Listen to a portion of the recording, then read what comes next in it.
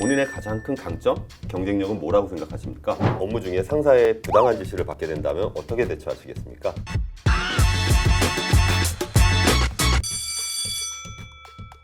요즘 공공기관 이제 면접이 시즌이 됐죠. 지금 옆에 계신 분은 이미 모 공공기관에 합격을 하셔서 이제 일할 날짜만을 기다리고 있는 분인데 제가 부탁을 해갖고 여기 안에 자리에 모셨습니다. 본인 소개 좀 부탁드려도 될까요? 이번에 공공기관 최종 합격을 하게 된 이태호 학생이라고 합니다. 안녕하십니까. 모의 면접을 진행을 하면서 실제로 여러분들한테 어떤 식의 공공기관 면접에 답변이 필요한지를 좀 얘기를 해드리도록 하겠습니다. 턱 내려야지. 먼저 지원자님의 자기소개를 한번 들어보고 싶습니다. 1분 동안 자기소개 부탁드리겠습니다. 카멜레온 같이 회사에 녹아들어 보이겠습니다. 안녕하십니까.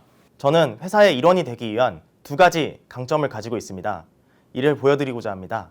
첫째, 조직 내 빠른 적응력입니다. 저는 5년 동안 장교 생활을 하면서 1년에 한 개씩 총 5개 업무를 성공적으로 수행해 왔습니다. 그리고 이것은 모두 3개월 이내에 제 것으로 만들었습니다. 둘째, 빠른 적응력을 성과로 만드는 책임감입니다. 항상 결과를 만드는 책임감으로 부대원들에게 신뢰를 받아왔고, 특히 전역 전까지 사단 군수 분야 감사를 우수하게 마무리함으로써 현재까지도 부대원들과 좋은 관계를 유지하고 있습니다. 회사에서도 카멜레온 같이 녹아들어 성과를 만드는 책임감을 보여드리겠습니다. 감사합니다. 지원자님이 왜 1분 동안 자기소개를 해야 되는지에 대한 컨셉? 이런 부분들을 굉장히 잘 이해하고 있는 것 같아요.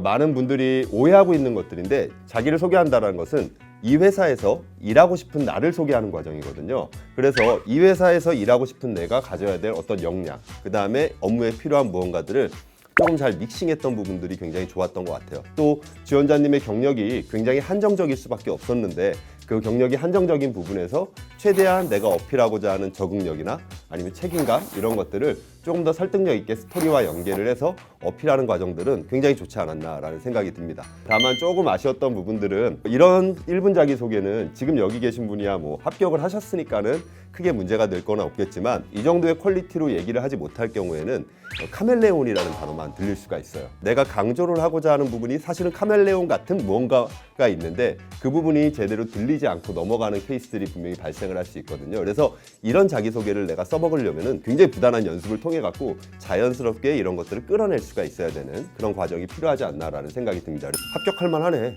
그죠?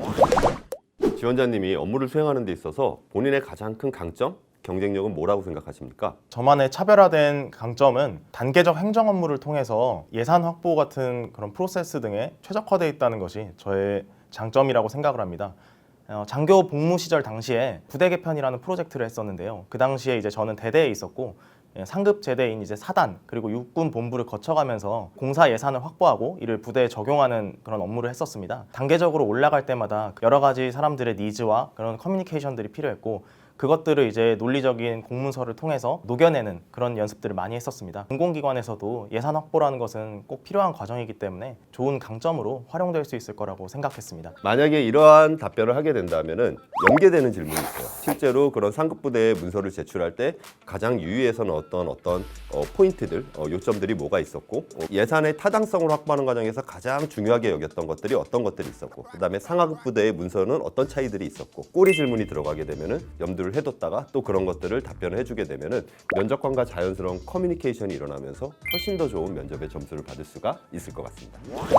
지원자님께서 업무 중에 상사의 부당한 지시를 받게 된다면 어떻게 대처하시겠습니까? 일단은 위법인지 아닌지가 가장 중요한 판단 포인트라고 생각을 합니다.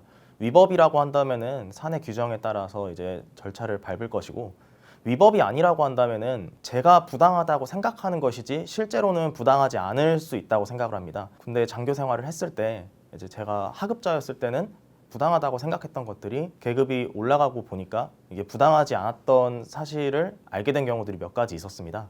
이를 통해서 이것은 이제 부당한 지시가 아니라 제가 잘 모르는 것일 수도 있다라고 생각을 했고 이에 따라서 상급자가 그런 지시를 내렸을 때는 일단은 이 처리를 우선적으로 하는 것에 중점을 두려고 합니다. 어쨌든 답은 정해져 있습니다. 상사의 부당한 지시를 어쨌든 받아들여야 된다라는 답은 정해져 있는데 지금 지원자님께서 굉장히 잘하신 부분은 내가 과거에 어떤 경험 속에서 이거를 놓친 부분이 있었고 상사의 그 지시 안에는 그런 부분들이 포함이 돼 있어서 내가 그런 것들을 경험하면서 이러한 지시들이 어떤 의미가 있을 것이라는 경험을 얘기한 부분이 굉장히 면접관들에게 설득력 높게 다가올 거예요. 그래서 지원자분들도 뭐 아르바이트 경험에서의 점주님의 지시라든지 아니면 또 누군가의 상급자의 지시에서는 내가 놓친 부분이 있었다라는 어떤 경험을 엮으면서 같이 얘기를 해준다라고 하면은 훨씬 더 설득력 있게 다가오지 않을까라는 생각이 듭니다. 다만 초반에 위법의 여부에서 얘기를 나왔을 때 너무 표현이 강경했던 것 같아요. 사내 매뉴얼이나 이런 것들에 따라서 조치를 취하겠다라는 것보다는 조금 더 완화된 표현으로 그냥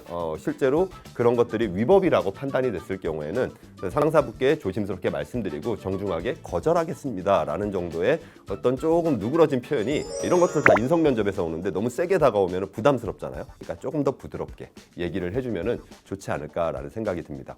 이 질문은 제가 항상 강조했는데 어제 면접을 보고 온 친구도 이 질문을 받았대요. 위법까지 받아들이면 안 되겠죠. 하지만 대부분은 내가 그냥 수용하겠다라는 느낌으로 접근하는 게 좋지 않을까라는 생각이 듭니다. 오랜 기간 동안 일하시던 직장이 있었는데 갑자기 이직을 결심하시게 된 이유가 뭡니까? 600기가 있는데 이 기간 동안 어떤 일을 하셨을까요?